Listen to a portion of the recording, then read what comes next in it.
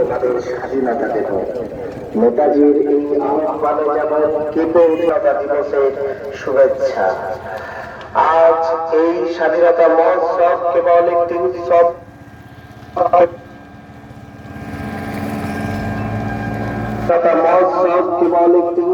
নয়, এটি সেই আত্মত্যাগ, বীরত্ব ও দৃঢ়চেতা মনোবলের জয়গাথা, যা লক্ষ লক্ষ ভারতবাসীর রক্ত অশ্রুগাথা।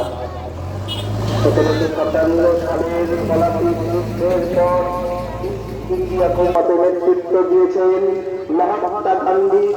অসহযোগ আন্দোলন, আইন অমান্য আন্দোলন, লবণ সত্যাগ্রহ সবকিছুই ব্রিটিশ সাম্রাজ্যের মুক্তির মন্দিরে সোপান বলে কত প্রাণ হলো বলিদান, লেখা আছে জীবনে।